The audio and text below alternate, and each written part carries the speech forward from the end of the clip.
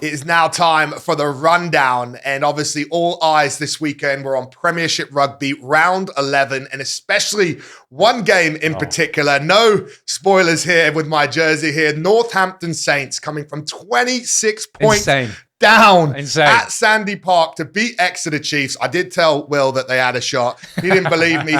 Chiefs hadn't lost in 22 games at home. Saints were the last play of the game getting the win. And to talk through the game, to react to it, and get a little bit more insight into Northampton Saints, it's time to speak with England scrum half, Alex Mitchell. Welcome to the show. We really appreciate it. Thank you, mate. Cheers, guys. Thanks for having me. Excited. Oh, Mitch, honestly, we're so happy to have you. And Corbs and I know about a bus trip from winning at Sandy Park being a real successful one, potentially a boozy one. How was it after the win at the weekend? Yeah, I mean, it was a good bus trip, better than most, but it wasn't actually that boozy. I think it's weird when it goes over 2 hours. I think after having a couple of beers, everyone just gets tired and stuff. So there was good music, a bit of poker, some cards. Boys are massive into Perudo at the moment. I don't know if you played that, the dice game. Okay. So the spirits were pretty high. It was a decent bus journey, but yeah, not very boozy, which was a bit different. Talk us through, the game, the result a little bit. Lads must have been buzzing. We've called it probably the best game, Prem game ever. Surely the best one I've 100%. Seen in any sort of recent memory. What are your first reactions to it? Just awesome to be involved with. Obviously, after the first 20 minutes, we were on the bench, we were thinking, what is going on here? It could be a tough day at the office. But the boys fought back. I think in the first half, we were only 12 points off. So there was a bit of wind against us in that first half. So we're always going to struggle in that kind of area. But the boys fronted up in the second half and managed to score some tries. And yeah, it was a hell of a ding-dong, wasn't it? That's what we keep saying. So it was a class match to be involved with and to get the win down there is a tough place to go. So yeah, the boys are really happy. Mate, you're on fire at the moment. I know you're going to be very humble. I was listening to another podcast. Lee Radford, your defence coach. You want to defend for him. I like the northern accent. Everyone's to defend for, but you are on fire at the moment. Are you feeling it being easy? It must be nice as a player when everything seems to be working. It's never easy. Obviously, you always got to work in the week, train hard, and that's how you get the performances on the weekend. And like you mentioned there, Lee Radford, he's been class all season. I think, Northampton is old. We kind of focus on attack and didn't really focus on defence, but he's been fantastic how he's come in and I'm quite scared of him, to be honest. Northern, he'll probably beat you up if you miss a tackle. So no, he's been class for us, and that's kind of what we needed. So this year it's shown that our defence is so much better and our set piece we've looked after. So I think at the moment that's why we're pushing to the top of the table, which we're really happy about. And if we look at that game in a little bit more detail, early on, Exeter, had just immense amount of territory, possession, pressure in the 22, got some reward. When you guys did have the ball, it looked like the line speed did affect you guys a little bit early on. But then, that last 10 minutes of the first half kind of just showed how quickly you guys could strike. And was that just a massive lift going into the sheds, knowing that you'd almost damage control in about 2 minutes? What could be a huge score otherwise at 26-0? I think so. I think we nailed it there. I think if we went in at half-time 26-0 down, I think it would have been a tough place to come back from. But I think, the first 20 minutes, we just too many errors, didn't exit correctly, just gave them too many opportunities. And in defence, Rad has said we're just a bit too passive. So one of them, we got back into the game at the end of the first half and found a way. So, hopefully we don't really start like that again down there. But it's, massive positives to take from that. Now, Corbs and I want to talk about an old pal of ours, Phil Dowson. We play with him. And of course, he's now your director of rugby. Douse, how is it playing for Douse? And how's that whole environment at Saints at the moment? Because Corbs has said it, but he's tipping you guys to go all the way, mate. I said it before the hype train was lit, mate, as well, just for the record. I said it before everyone jumped on the bandwagon.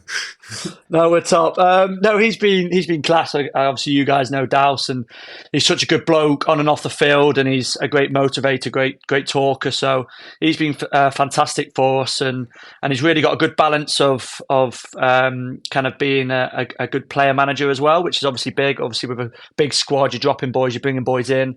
I think he's been fantastic in that space. Obviously, a few people forget about that part of the game, and obviously with the coaches around have been fantastic as well. So. we think we're on a really good journey at the moment, but obviously we're top of the league, but there's a long way to go. I think we're just past halfway point. So, yeah, we're not getting too ahead of ourselves at the moment. And just talk me through a little bit of your guys' mindsets. Like, you are the comeback kings at the moment. You know, there's been a number of games where you've just come back, pipped it at the photo finish. What sort of belief, what sort of chat do you guys have? You know, how do you keep finding your way out of these tight, sticky situations you get yourself into?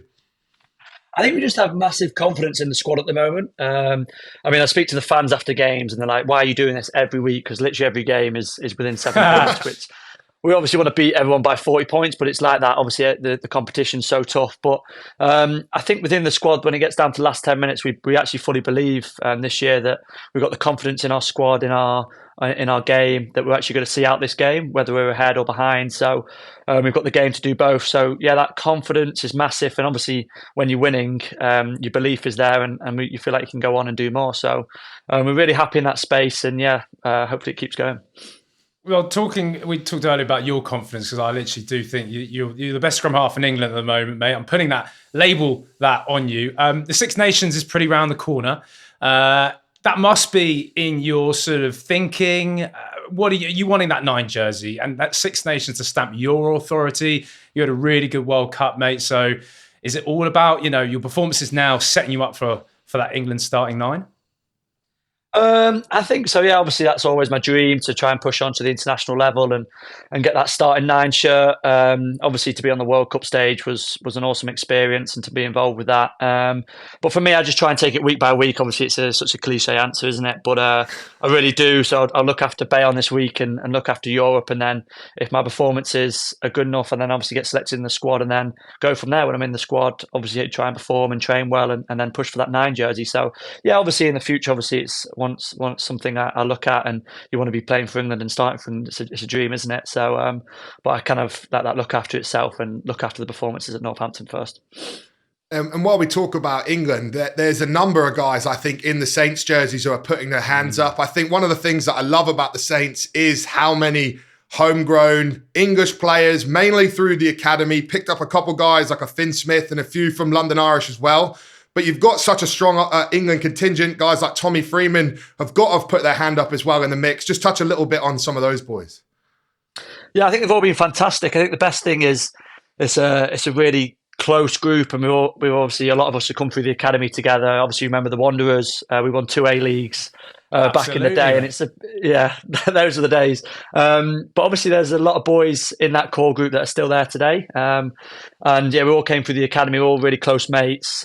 So we get on and off the field. So yeah, it's a fantastic group at the moment, and obviously it helps when you're winning. So yeah, it's fantastic to play with these boys, and obviously now hopefully a lot of them get honours to push on to the international levels. I mean, some of them have been outstanding, haven't they? So hopefully they can push on and play for England as well.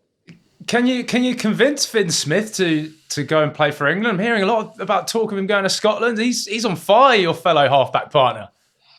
He's been class, hasn't he? I mean, I'm not getting involved. We wanted to get something out of teams who want him, but no, he's obviously a class player, and you can see why he's got the choice. But yeah, that's up to him. And yeah, obviously, if I play for England, I want him to play with me. He's a good mate of mine. He's a class player. So yeah, we'll see what he wants to do.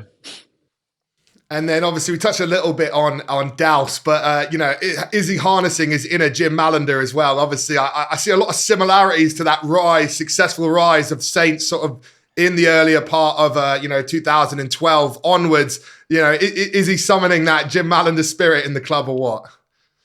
I mean, I hope so. It feels like something's building. Obviously, we've got a really young group as well. So we feel like we're building, we're getting more mature, we're getting the experience within the squad.